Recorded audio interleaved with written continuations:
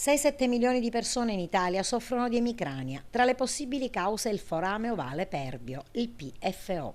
L'emicrania è un disturbo assiduo e complesso in cui numerosi fattori psicologici, ambientali e genetici giocano un ruolo nello scatenare l'attacco. Si pensa che possa rappresentare un potenziale fattore di rischio per l'ischemia cerebrale.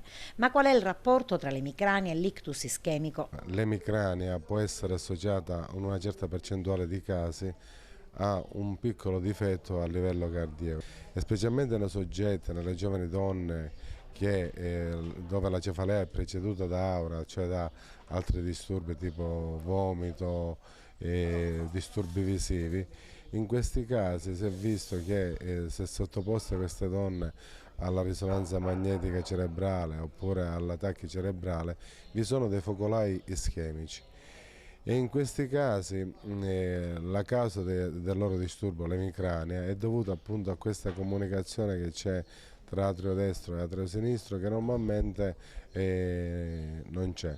Si può prevenire questa patologia? Il 25% della popolazione ha questo difetto, il restante 75% no. Il problema è che quando presenta questo difetto e vi sono focolai di tipo ischemico, allora in quel caso si deve prendere la valutazione se chiuderla o meno per via percutanea, cioè dall'esterno senza intervento chirurgico. Noi già abbiamo iniziato da 2 anni, abbiamo fatto più di 10 casi che sono stati abbastanza bene con risultato ottimale. Ma cos'è il forame ovale pervio? È una malformazione cardiaca che fa comunicare due cavità che non dovrebbero comunicare a livello dell'atrio.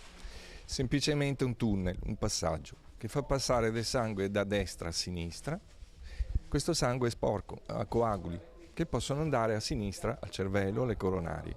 Quindi l'importanza della diagnosi di questa variante anatomica fa sì che noi possiamo salvare molte vite.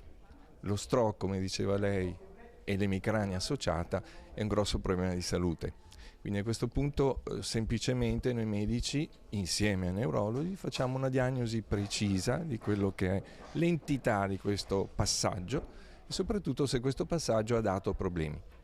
Quindi prendiamo insieme una decisione collegiale sul riportare a quella che è l'anatomia normale, chiudendo questo passaggio, quindi mettendo un filtro affinché questi trombi non possano andare nella circolazione sistemica e quindi agli organi, danneggiandoli. Il tema di grande attualità è stato affrontato nel corso del convegno titolato Stroke criptogenetico ed emicrania, colpa del forame ovale pervio, organizzato dal dottor Giuseppe Caramanno, direttore dell'unità operativa di emodinamica e cardiologia interventistica dell'ospedale San Giovanni di Dio di Agrigento. È rivolto a 100 medici di medicina generale, specialisti in cardiologia, medicina interna, neurologia, continuità assistenziale. Il meeting organizzato dalla Omnia Congress di Agrigento si è avvalso del contributo di stimati esperti di fama internazionale che hanno fornito gli strumenti necessari per giungere ad una migliore precisazione diagnostica e terapeutica.